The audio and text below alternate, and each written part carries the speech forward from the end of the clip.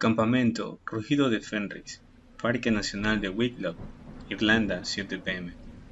La lluvia bordeaba con sus hilos de agua la ventana frente a sus ojos verdosos, con mirada inanimada, perdido en el horizonte nublado y oscuro, inmerso en el sonido del agua cayendo sobre el tejado. Sostenía un bolígrafo con el cual jugaba por encima de su libreta.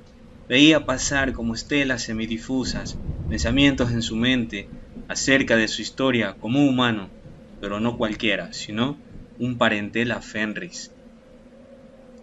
Nació en la estación invernal del 14 de enero de 1987 en el asentamiento Longyearbyen, el archipiélago de las islas Svalbard, situadas en el océano glacial ártico y pertenecientes a Noruega. Su padre, un parentela Fenris, Einar Balmung, sabía que tenía que prepararlo, porque pertenecía a una dinastía de guerreros llamados Empuñadura de Balmung, descendiente del mismísimo Eric el Rojo, aquel vikingo legendario. Esta es una organización que se encargaba de preparar parentelas con el propósito de custodiar regiones donde los Garou no podrían exponerse ante los agentes del Weir o el mismo Pentex en los dominios de la tejedora, luchando además contra asesinos, violadores, traficantes y terroristas humanos, todos estos influenciados por el Weir. Además, llevaba en su sangre genes Garou.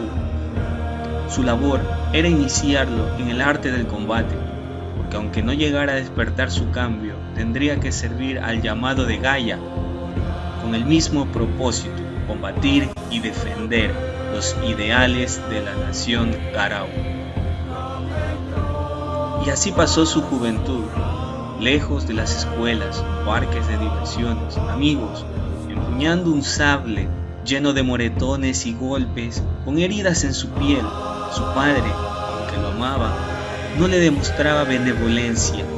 Tenía como objetivo hacer un guerrero de él, uno el que tenía que aprender nobleza, firmeza, determinación e incluso el juego sucio y tosco, porque de eso estaba cargado este mundo.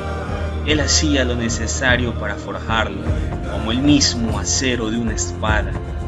De todos los lugares donde alguna vez estuvo, el que más lo remarcó fue Alemania. Allá fue la prueba de fuego.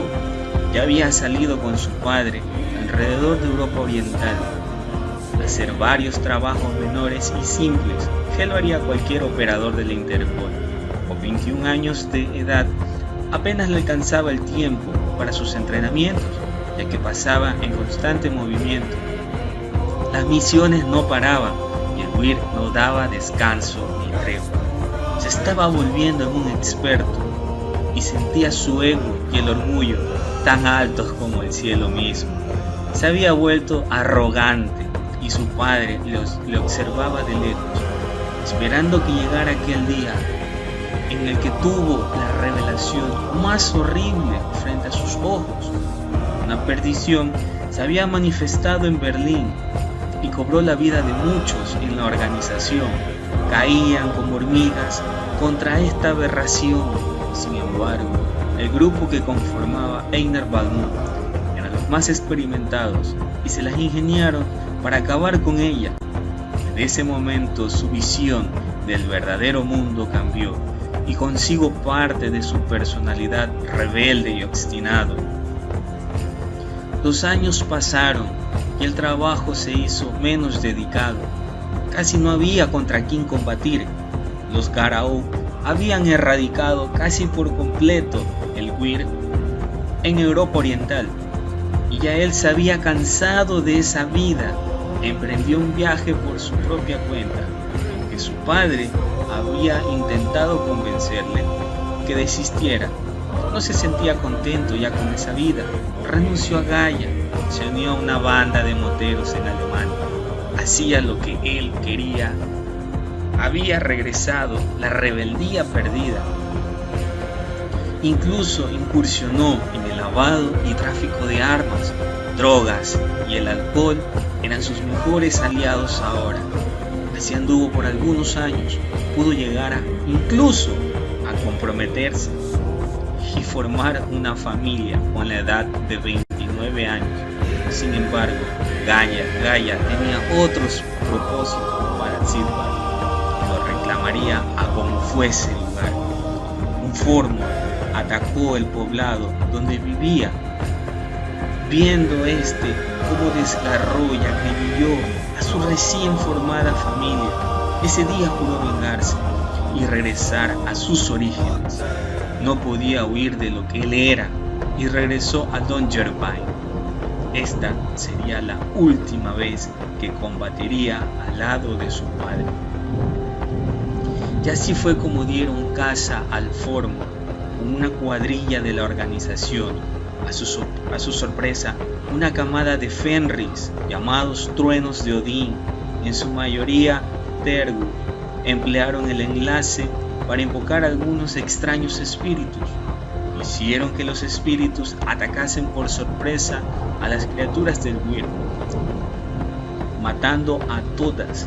Las que no fueron inmediatamente a las entrañas de la tierra.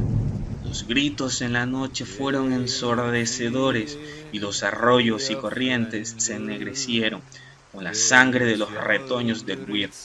Y empuñando una espada que había pasado entre varias décadas en la organización, los más antiguos decían que había sido portada por el mismo Eirik el Rojo, aquel vikingo legendario. Sitbard llevaba sangre en sus genes del mismo Eirik.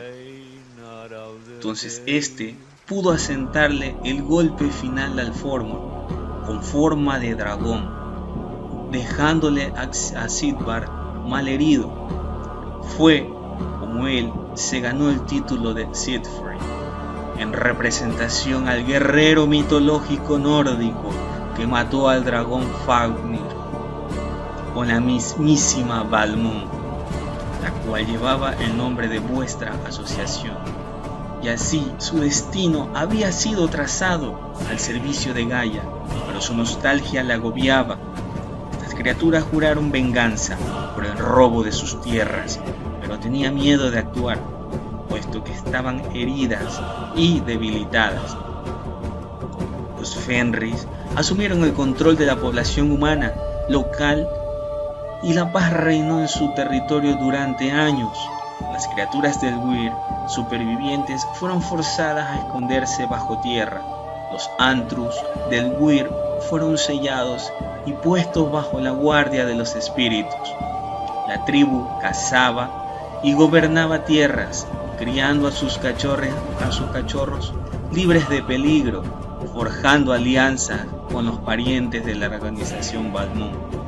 Sin embargo, desistieron del renombre que se merecía Siegfried, pero a su vez le mencionaron que podía ayudar y prestar sus servicios en Irlanda.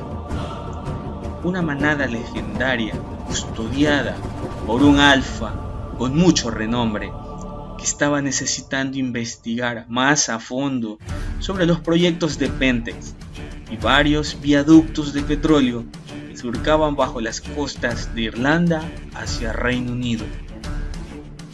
Emprendió entonces su viaje ante aquel enigmático mundo distinto, con costumbres distintas, pero con un linaje del cual se sentía propio e identificado. A su llegada se adentró en los bosques de Gengarriff. Una legión de Garau custodiaban el sitio, mirándolo con recelo. Y entre las sombras de la cueva vislumbraba la figura femenina e imponente de una mujer Garau, que imponía respeto ante los demás Garau, que inclinaron su rostro al avance de esta fémina. La misma se dirigía en una sola dirección, sin expresión alguna en su rostro, con mirada imponente. Sitbard descendió su cabeza hacia ella en cortesía y respeto, y colocó una rodilla de base en el suelo para inclinarse hacia ella a su llegada a la manada de aulladores de Selene.